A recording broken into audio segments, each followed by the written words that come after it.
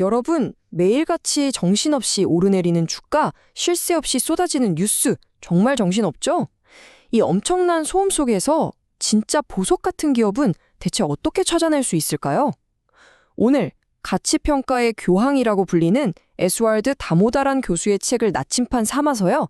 변덕스러운 가격이 아니라 기업의 단단한 가치를 꿰뚫어보는 법, 같이 한번 제대로 파헤쳐보죠. 모든 것의 가격은 알지만 어떤 것의 가치도 모르는 사람. 오스카 와일드의 이 말, 혹시 이거 매일 아침 주가 앱부터 켜는 딱 우리 얘기 아닐까요?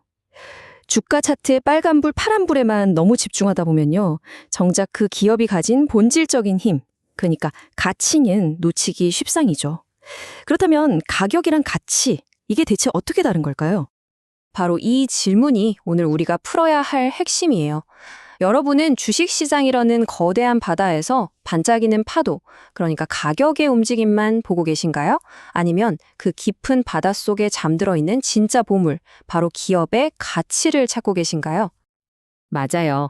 이 시장의 소음과 안개 속에서 길을 잃지 않으려면 우리에겐 나침반이 필요합니다. 다모다란 교수의 책이 바로 그 역할을 해주는 거죠.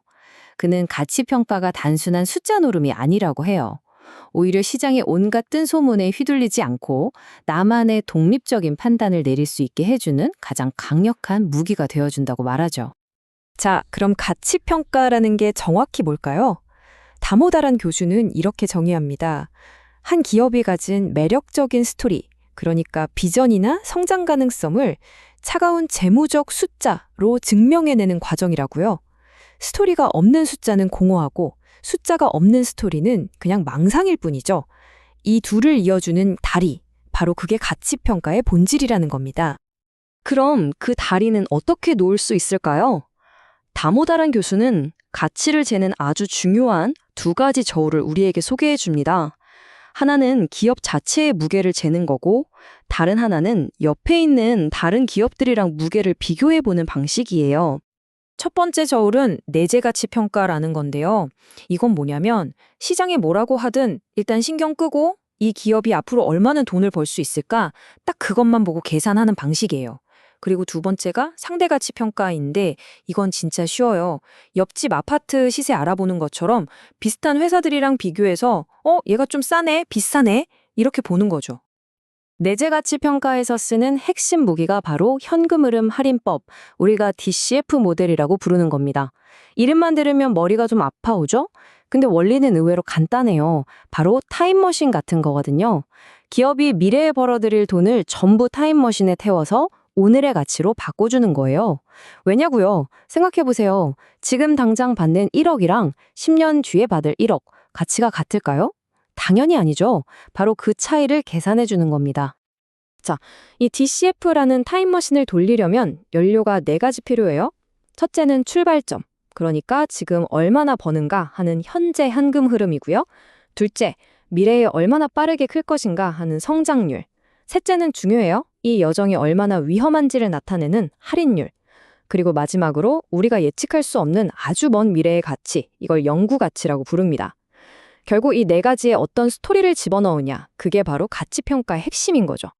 반면에 우리가 흔히 보는 PER, PBR 같은 걸 쓰는 상대가치평가는요, 정말 쉽고 빨라요. 그게 장점이죠. 근데요, 여기엔 아주 치명적인 함정이 하나 숨어 있어요. 한번 생각해 보세요. 만약에 비교하는 산업 전체, 아니 시장 전체가 막 거품에 끼어 있다면요? 다들 비싼데 그 중에서 덜 비싼 걸 고르는 꼴이 되는 거죠. 이거 진짜 위험한 게임이 될 수 있습니다. 자, 여기서 다모다란 교수의 진짜 통찰력이 빛을 발합니다. 그는 모든 기업에 똑같은 잣대를 들이대면 절대 안 된다고 말해요. 아기, 청년, 노인에게 필요한 약이 다 다르듯이 기업도 성장 단계에 맞는 맞춤형 가치평가가 필요하다는 거죠. 기업도 사람처럼 생애 주기가 있거든요. 크게 세 단계로 나눠볼 수 있어요. 이제 막 태어난 신생, 성장 기업, 한창 때인 성숙 기업, 그리고 서서히 저물어가는 쇠퇴 기업, 이렇게요. 당연히 단계마다 평가하는 방법도 완전히 달라져야겠죠? 자, 첫 번째, 신생 기업. 이건요, 정말 짙은 안개 속을 항해하는 거랑 똑같아요. 과거 데이터? 없죠. 지금 당장 버는 돈? 그것도 없거나 마이너스일 수 있어요. 그럼 뭘 봐야 할까요? 바로 이 배가 항해하는 바다, 즉 전체 시장의 크기를 봐야 하는 겁니다. 그리고 아주 냉정하게 이 배가 과연 목적지까지 살아남을 확률이 얼마나 될까? 이 생존 확률을 따져봐야 해요. 그럼 이제 두 번째, 성장이 안정된 성숙 기업들, 우리가 흔히 캐시카우라고 부르는 회사들은 어떨까요? 이때는 관점이 좀 달라져요. 핵심은 바로 숨어있는 비효율을 찾아내는 겁니다. 아, 지금 경영진 말고 더 잘하는 사람이 오면 어떨까? 이 돈을 다른 데 쓰면 훨씬 효율적일 텐데, 이런 상상을 해보는 거죠. 바로 그 변화의 가능성에 얼마나 가치가 있는지를 평가하는 게 중요해집니다. 자, 마지막으로 쇠퇴 기업. 다들 피하고 싶어하는 주식이죠? 그런데 말이죠. 바로 여기에 의외의 기회가 숨어 있을 수 있어요. 만약에 회사를 계속 운영해서 버는 돈보다 지금 당장 사업 접고, 공장 팔고, 땅 팔고 다 정리했을 때 남는 돈, 즉 청산 가치가 지금 주가보다 훨씬 높다면요? 이건 정말 매력적인 투자가 될 수 있죠. 이게 바로 그 유명한 벤저민 그레이엄의 담배꽁초 투자의 핵심 아이디어입니다. 자, 지금까지 가치평가의 여러 도구들을 살펴봤는데요. 이제 이 지식을 우리 현실에 적용해 볼 수 있는 몇 가지 중요한 지혜를 나눠볼게요. 이 다모다란 교수의 분석 틀은요, 우리 한국 시장의 고질병인 코리아 디스카운트를 분석하는데 정말 유용해요. 그는 한국 기업들이 제값을 못 받는 이유가 바로 불투명한 지배 구조랑 낮은 주주 환원 때문이라고 콕 집어서 얘기해요. 이게 무슨 말이냐면 아까 우리가 얘기했던 경영진을 바꾸면 가치가 올라갈 텐데 하는 그 가능성 자체가 막혀 있다는 거죠. 그러니까 제값을 못 받는다는 아주 뼈아픈 지적입니다. 자, 이제 거의 다 왔습니다. 마지막으로 다모다란 교수가 강조하는 게 있는데요. 이런 복잡한 기술들보다 더 중요한 건 바로 투자 철학이라는 겁니다. 그가 제시한 10가지 원칙이 있는데 그중에서 오늘 우리 이야기의 핵심을 꿰뚫는 딱 2가지만 짚어볼게요. 첫 번째 지혜, 4번째 원칙입니다. 성장은 공짜가 아니다. 이게 무슨 말이냐면요. 모든 성장이 다 좋은 성장은 아니라는 거예요.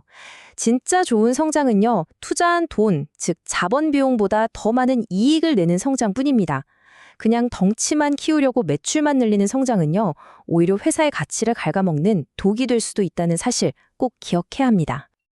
그리고 마지막, 10번째 원칙. 이건 오늘 우리가 나눈 이야기의 처음과 끝을 관통하는 가장 중요한 메시지입니다. 바로 스토리를 숫자로 전환하라 라는 겁니다. 아무리 그럴듯하고 멋진 비전을 이야기해도 그 스토리가 그래서 결국 재무제표의 어떤 숫자를 어떻게 바꿀 건데 이걸 설명하지 못하면 그냥 공허한 메아리일 뿐이라는 거죠.